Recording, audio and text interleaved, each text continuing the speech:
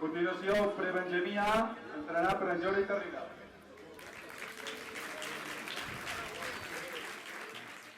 Bé, doncs sempre hi ha moltes adversitats, doncs ja amb els temes federatius, tramitar fitxes, amb el tema de material, el tema de construcció d'equips, tant de futbol base com de primer equip. Són temes que moltes vegades són petits, però que comporten algú que se'n faci càrrec i són coses que quan ets dins del club potser no ho veus de la mateixa manera que en aquest cas ho veig jo des de la directiva.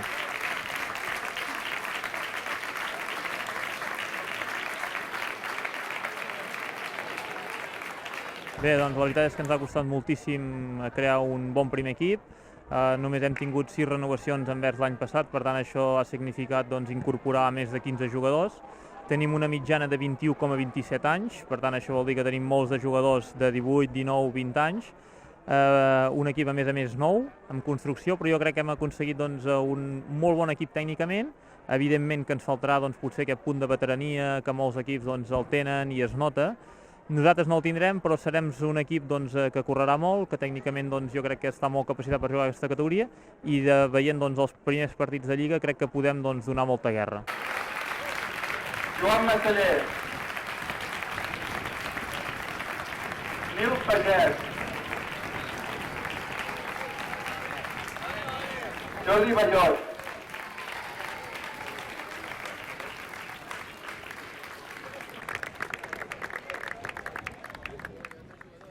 Bé, la veritat és que el Llagostera ve per tota la infraestructura que els mou, està claríssim que juga una altra lliga. A més, ells ho han declarat, que el seu objectiu és pujar, i si no pugen, evidentment que seria un fracàs. Amb la plantilla que han fet, jo crec que també tenen un dels millors entrenadors de la categoria, i que tots aquests requisits i tots aquests ingredients fa que ara mateix el Llagostera sigui intractable. Ahir el Bosatós, que també és un rival que va passar per aquí a casa i que em va agradar moltíssim, els va fer tocar de peus a terra.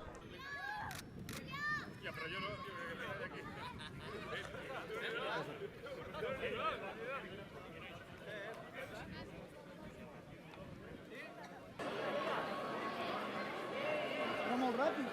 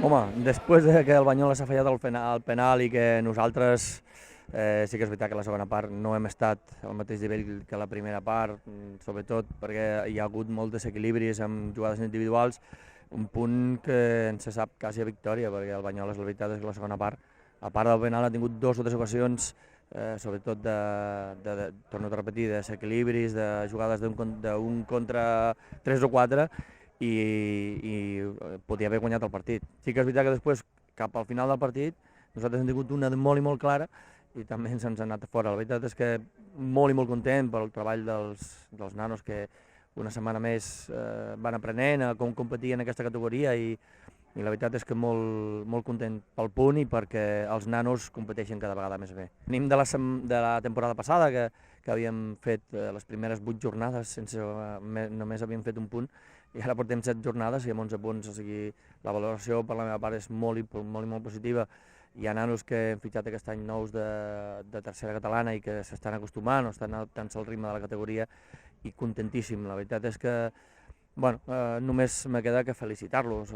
Estan treballant molt bé durant tota la setmana, és un equip que treballa amb molt bona intensitat. Qualsevol equip que es vulgui guanyar ja ho veieu que és difícil perquè els nanos treballen des del minut 1 fins al minut 90, sí que a vegades cometem errades i tothom té dret a cometre errades, però no se li pot treure o retreure cap cosa, els nanos treballen fins al final. Nosaltres, el nostre sostre és intentar guanyar a Bescanó, la pròxima jornada a Bescanó, i ja està, vull dir, no pensem més que això, pensar en si podem estar més a dalt o més a baix. L'objectiu primer és salvar la categoria, que això seria fantàstic, i pensar només en el Bescanó. Per el pròxim partit, intentar competir-ho igual que aquest, intentar donar el màxim cadascú que té dintre i només això. Jo només penso en partit a partit, sembla que sigui una redundància del senyor Xolo Simeone que parla molt d'això, perquè és veritat. O sigui, nosaltres no tenim un equip del nivell del Llagostera per poder aspirar a res. O sigui, nosaltres hem d'aspirar a guanyar el següent partit i després la classificació ja ens posarà on ens ho mereixem. El valoro bé perquè més val un que cap, però bueno, no, sabíem que la Bisbal és un equip superintens, que sobretot als començaments de cada part és un equip que vola i durant la setmana havíem treballat això i clar, estic una mica disgustat perquè tant al principi de la primera com al principi de la segona penso que han estat millors que nosaltres i al ser una de les coses que havíem treballat i que havíem insistit molt, doncs sí que estic un pèl disgustat. I sobretot estic disgustat perquè una de la virtut de la Bisbal és el joc a pilota aturada i ens han marcat de falta i de córner.